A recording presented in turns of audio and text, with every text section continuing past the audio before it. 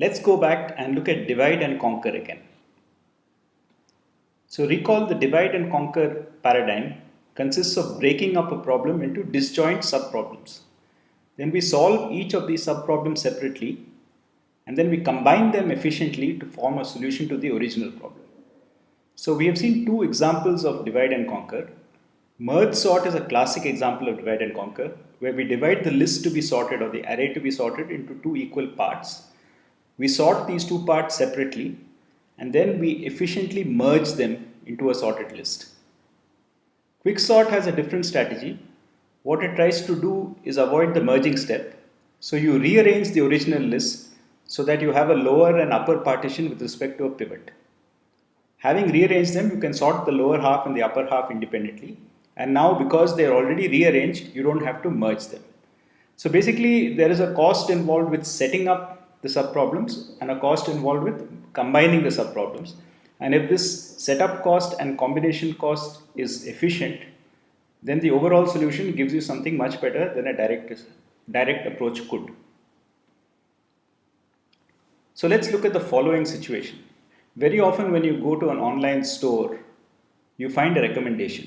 For example, it would say that customers like you were interested in books like these, or customers who bought this phone also look for this pair of headphones.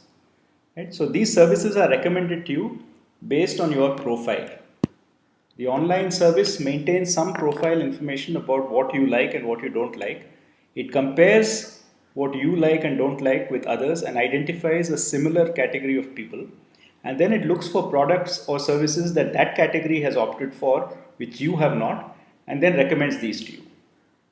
Right? So a fundamental step in such a recommendation system is that of comparing profiles. Right? How do one person's likes and dislikes compare to those of others? So one instance of this is when you have preferences over things like movies or books. So suppose over a sequence of time you have gone to some website and entered your preferences about movies that you have watched. So say there are 5 movies, let us just call them A, B, C, D and E, which both you and somebody else have ranked on this website. So you, in general, 2 individuals will come up with different rankings. So perhaps you ranked D first and E last, and your friend ranked B first and E last. So you both agreed that E was the worst, but you disagree on whether B or D was better. In fact, your friend thinks D was so bad that it was actually only next to E from the bottom. Right? So D, which was your first, has become your friend's fourth. So now what we can do is we can take 2 such sets of rankings and ask how similar or dissimilar they are. So one way of measuring this is to compare how you rank pairs of movies.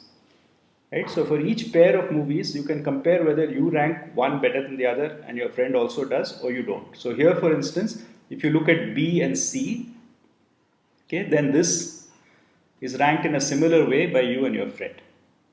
Okay? On the other hand, if you look at D and B, right, then in one case you rank D above B and your friend ranks B above D.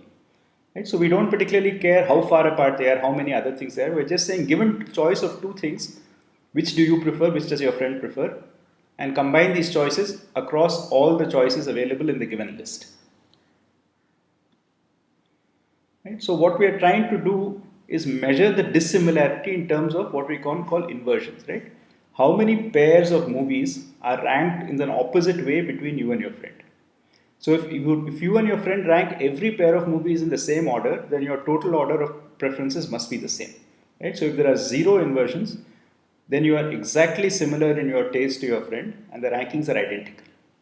On the other hand, if you have n movies, right, then you can do n choose 2 pairs. Right? So the number of different pairs of movies are n choose 2, which is n into n minus 1 by 2.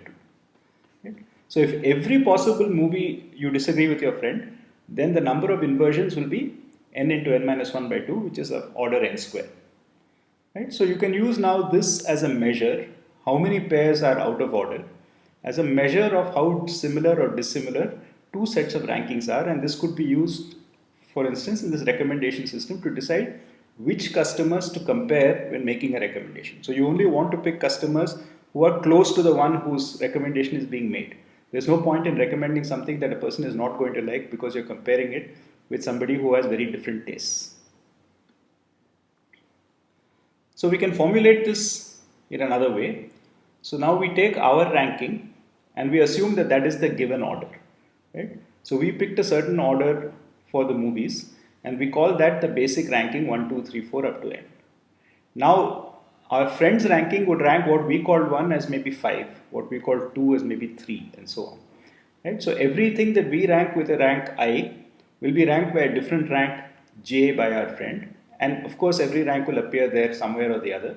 So the friend's ranking will be a permutation of 1 to n. And what you're asking is, if I rank I before j, that is if I is a smaller number than j, does the friend rank j before I?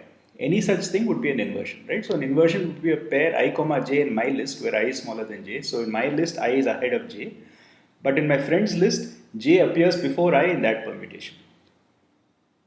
Okay, so let's look at this a little more concretely. So supposing this was our original example, so there were 5 movies A, B, C, D, E, and I ranked them or you ranked them as D, B, C, A, E, then I would say that D is 1, B is 2, C is 3, A is 4 and E is 5. Okay, so this is my original list 1 to 5. Now, because I have this correspondence between the movies and the things and the rankings, then I know that B, for instance, is 2, right? So B is 2, A is 4, C is 3, D is 1, and E is 5, right? So from this list of preferences, I can rewrite it as a reordering of my ranking. And now we are asking whether there are pairs like this, 2 and 1, right? So 2 appears before 1 in my friend's list. It appears after 1 obviously in the original list. So this is an inversion. So 2, 1 is an inversion. Likewise, 4, 1 is an inversion. So is 3, 1. Okay, so we have these 3 inversions, whether we can write them as 1, 2 or 2, 1, 1, 3 or 3, 1, because these are pairs. Okay, so the order is not important. These pairs of movies are ranked oppositely by you and your friend. And the final inversion in this particular example is 3 and 4, right? So 3 and 4 appear in opposite order. You can check that for every other pair, for example, 4, 5 or 2, 3 or 2, 4, right? The order is preserved. So there are 4 inversions in this particular list between your ranking and your friend's ranking. And our goal is to count this number of inversions given 2 permutations. So another way of thinking about this, though it will not materially affect how we compute it, is to draw this kind of a graph. So you take the rankings to start with as the correct order on top. So you have one set of vertices 1 to 5, and then you have a permutation of the vertices 1 to 5 listed in the order of your friend's ranking. And then you combine 1 to 1, 2 to 2 and so on, so that you build up this graph which has, if you have 5 on top and 5 in the bottom, you have 5 edges. If you have n and n, you have n edges. Now in this graph, every time a line crosses, this indicates a mismatch, right? So 2 has gone ahead of 1, likewise 4 has gone ahead of 3 and so on, right? So there are 4 crossings between these lines, and that really corresponds to 4 inversions in this example. So now there is a very simple brute force way to check, because we know that every inversion is a pair ij such that j appears before I in my friend's list. So we can just check that, right? So we can just check for every I and every j which is different from I, whether I and j is an inversion, and this will give us a brute force order n squared algorithm. Okay, so this actually enumerates all the inversions. It checks every possible pair, and if it is an inversion, it says yes. If it's not an inversion, it says no, and then you count how many inversions you saw. And we saw that we could actually, in the worst case, have a complete set n into n minus 1 by 2 inversions. So this will exhaustively enumerate every inversion and check it for yes or no. So our goal is to give a more efficient algorithm. So we will move to this divide and conquer paradigm. So suppose your friend's permutation, see, our permutation is always 1 to n, so we can just assume it is given. So what is really interesting is our friend's permutation, right? So the friend's permutation is some order of 1 to n jumbled up. Let us call it I1 to In. So now we will do something similar to merge sort. So we will take this list I1 to In and divide it into 2 parts, right? So we have I1 to In by 2, which is the left, and In by 2 plus 1 to n, which is the right. So divide and conquer is a very simple-minded strategy. You can only do one thing. You can solve this, and then you can combine. right? So this is the basic paradigm. So you have to divide, solve the divided parts and combine, right? So we will recursively assume that we can count the inversions in left and right. Now what is left to count are those inversions which cross the boundary. So is there a J I pair that looks like this? Right? This would not be counted when I count only the left because I is not in the left. It will not be counted only in the right because J is not in the right. So there will be an inversion where I is less than J as numbers, but J appears in the left, I appears in the right. So this has to be done after we have solved the recursive thing. So this is basically the combination step. How many elements in the right are bigger than elements in the left, right? Anything on the left, if it is smaller than something on the right, then it's not an inversion because it's already in the correct order in the overall list. But if something on the right is bigger than something on the left, then that's an inversion. We have to count all such pairs. So in order to solve this, we will make our recursive procedure a little stronger than just counting. Right? So we will assume that not only do we count in the two halves, we sort them while we are counting. Right? So what happens is now we divide our problem into two parts, okay, and then we come back. So this is my L and this is my R. I have now sorted L, sorted R, and I have a count also. I have a count L and a count R. Right? Now the fact that these are sorted means that I can do some kind of merging. So I can use a version of merge. So we will describe a version of merging which allows us to count. So this gives us another count. And then we'll have three counts, the left count, the right count, and the count returned by merge. So what we want to do while merging is to actually check how many elements on the right are bigger than how many elements on the left. So how do we do this? So what is the principle of merge and count? So remember that an inversion across L and R consists of an element in R. Okay, so we have an element in R and an element in L. Okay, such that this number is smaller than this number. Right? So we have some I here and some J here, such that I is smaller than J. Right? So what will happen in our merge procedure is at some point, right? So we are merging, so we pick the smaller of these two and pull it out.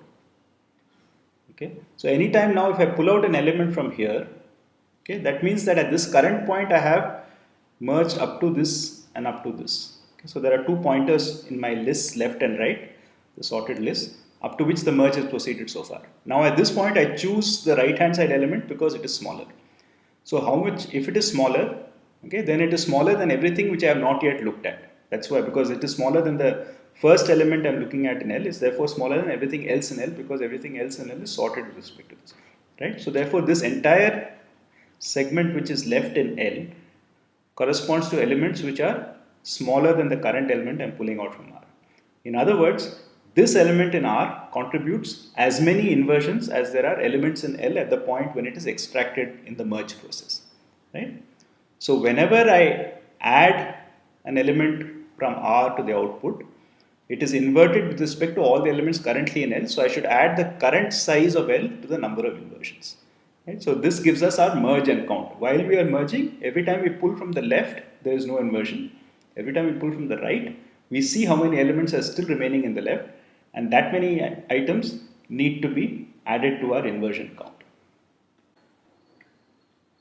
So here is the merge procedure for merge and count, which is very similar to the merge procedure in the basic merge sort. So we have two lists A and B to be merged, both are sorted. Okay, and A has m elements and B has n elements, and we want to produce an output list C which has m plus n elements. So we begin with assigning a pointer to tell us how far we have gone in each list, which is set to 0. Right? And now we have to keep track of the number of inversions, so we keep a variable called count which is initialized to 0, the total number of inversions which have been seen so far. So long as something is there to move into C, we move something. So the two cases, the first case is to move from A. So either B is empty, J is equal to N, or the element at the head of A, AI is smaller than or equal to Bj, in which case we do the usual thing, we copy the ith element of A into Ck, and then we increment both I and K. The other case is when either A is empty, I is equal to M, or Bj has a smaller value. In this case, we have possibly an inversion. Right? So how many inversions do we have? We have exactly m minus I inversions. We have as many inversions as, so if this is I, we have as many inversions as our elements currently in A, which is m minus I. Now notice that in the specific case where we are copying from B because A is empty, we have I equal to M. So this would actually be 0, right? So there should not be an inversion if we are just duplicating B and C because A is exhausted. But that's also taken care of by M minus I being 0. So although we are updating the count, we are actually not adding anything to it. So only when we are doing a non-trivial merge, that is when we are moving something from B when A is still not empty, do we increment the count. If we are moving because we have run out of elements in A, count will remain the same. So at the end of this merge procedure, we return the number of inversions we saw plus the merged list. So now we incorporate our merge procedure into the merge sort with counting as follows. So as usual, we will sort in general an array from some left index to some right index because we will sort different segments at different times. So if the current segment to be sorted has length 1, then there is nothing to be done. We just set up a new, the sorted segment is just the value that we see, and there is no inversion because there's only one value. On the other hand, if it is bigger than 1, then we compute the midpoint and we do these two recursive calls. Each of them will return the count on the left and the right respectively. Then we call our merge procedure and get a count from the merge section. So then our total number of inversions is the count from the left, the count from the right, and the count from the merge together. And the new array is the one returned by merge. Right? So this is a very simple extension of merge sort which allows us to count inversions, which is useful for our recommendation system. So the analysis, of course, given that the structure is so similar to merge sort, the analysis is similar. We have this recurrence for the time taken on n steps. So t of 1 is 1 and t of n is 2 times tn by 2 plus n, exactly as for merge sort, because it only takes us linear time to merge sort with count. Right? So when we merge with count, it takes the same amount of time as merging without counting. So we solve this and we get n log n.